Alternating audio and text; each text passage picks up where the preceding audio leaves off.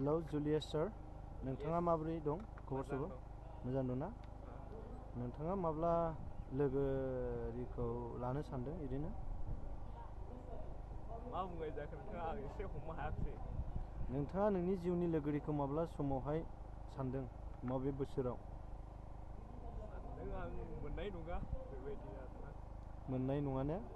गावखौ दिनै नोङो मानि थाखाय गावनि जिउनि लोगोरिखौ मोननाय नङा होननानै सानो मा जाहोननि थाखाय हा गोसो होब्ला मोनगोन नागिरब्ला आरो नागिरनाब्ला आङो मोननाय नङा दा गावखौनो नोंखौ लानानै नों माबा मोनसे डाउट साननाय दं नामा नोंनि जिउआवहाय बेनोदि आंनि साननाया आङो फाग्ला बायदि मोनो गावखौनो गाव ओमफ्राय बेनिखायनो आङो मोननाय नङा आरोना आसा नायनायावथ' नोंखौ फाग्ला बायदि नुवा नोंनि साननाय हनाय नोंनि रायज्लायनाय माखासे नोंनि जेनाखि पारफर्म खालामनायफोरखौ नुयोब्ला आरोना नोंखौदि फाग्ला बायदि नङा होननानै सानो नाथाय नोङो बेखौ नोंनि फाग्ला बायदि नुहोनायखौ नों माबोरै खारहोनो सानो गावखौ मोनसे साननायजों आरो खारहोनांगौ आरोना साननायजों ना दिनै नोङो माबायदि देखायनो सानो मानसिफोरनि सिगाङाव मोजां डिसिप्लिन मोजां डिसिप्लिन ना अके नोंथाङाबो फैनानै माबायदि मोनखो आंखौ बिदि सोंफैनानै माबायदि मोनखो गोसोखौ आंनि सोंनायनि मेन रिजोना जाहैबाय नोंथाङा गावखौनो सासे फाग्ला बुंनानै लादों बा जिउनि लोगोरिखौ मोनगोन ना मोना दा आङो बेखौनो नोंथांखौ सोंनानै दा नोंनिफ्राय जिनाखि साननाय दं आं बेखौ मिथिनो हाबाय नोंथ' गावखौनो फाग्ला बुंनानै लादों बेथ' नङा नोंथ' फाग्ला नङा नोंथ' रायज्लायनो रोङो खोमाजों खोनायो मिनिनो रोङो मेगनजों नुनो रोङो ना साननो हनो गोहोआ दङ दिनै नोङो गावखौ मोनदांथिनो गोहोआ दङ दा बेखायनो आं सानो नोङो फाग्ला नङा दा नोङो नोंनि जिउनि लोगोरिखौ मोननो थाखाय नोङो बेफोरबायदि नोङो नोंनि माखासे लाइफ स्टाइला सोलायनांगोन थानाय जानाय लोंनाय ना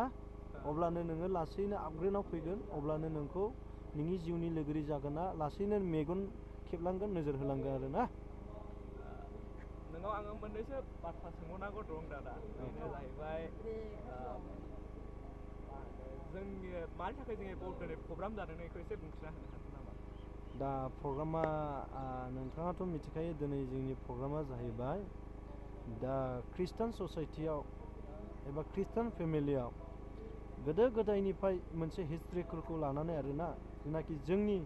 पापनि थाखाय जिसुआ जेनाखि सुथुरफोरनि आखाइयाव थैनो गोनां जादोंमोन एबा कालभारि क्रुसाव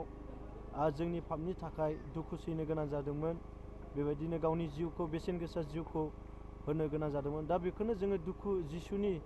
जिनाखि दुखु सैनांनाय सानखौ लोब्बा लाखिनानै जोङो सारा प्रिथिबियाव माने दिनै जोङो बे फालनखौ खालामनाय जायो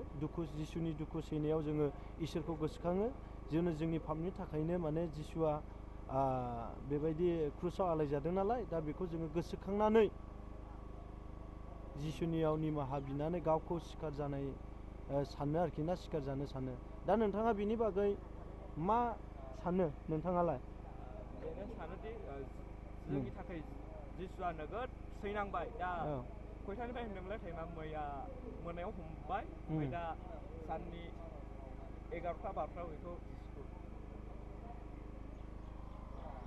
क्रुसाव होनाय जागोन जोंनि पापनि थाखाय आरोना नंगौना नङा नंगौ नंगौ नंगौ कारेक्ट आं बुंनाया इबार कारेक्ट येस कारेक्ट आंबो एसे इंलिस गोरों बेनिखायनो बरिया इंलिस होलाबायो आरोना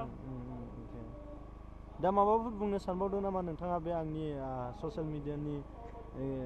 गेजेरजोंहाय फैदो दा देखायहैनोसै गेटआव सिङावहाय गिर्जायावथ' आं थांथ'ले नामा उसुबिदा नुगोन नामा उसुबिदा माने बिदि मबाइल बायदिसिना लालाबायना थांला एसे उसुबिदा नुयो नालाय बेनिखायनो ओरै साइडआव देखायनोसै फैदो साइडआवथ' नै बिदिनो ओरैहाय न' बायदिसिना नोंथाङा एसे खाथियाव फैनो हागोन नामा हायो एक्सुवेलि नोंनि नाम मोजाङा मा जुलियास औवारि दा निकनेमै नोंखौ माबा मोनसे गाबज्रिनाय जायो नामा सोरबा नाम गाज्रिफोर दं नामा नोंनि आरोबाव मोनसे गुबुन दस्राफोर आलु होननानै आलु आदसा आलुआ मा जाहोननि थाखाय थाया नोंनि मुंखौहाय आलु दोननाय जाया मा जाहोननि थाखाय माबा मोनसे रिजन दं नामा रिजोना बेनो गोरलै समाव आङो मा ओंख्रि जादों होनना बुंब्ला आलुल' होनना बुंदों ओमफ्राय जोंनि आलासि जोंनि खाथिनि आबौआ आरो बेनिखायनो आलु नाम मोननाय जादों आरोना अके थेंक इउ आलु नोंथाङा नोंथांनि रिप्लाइखौ होनायनि थाखाय हा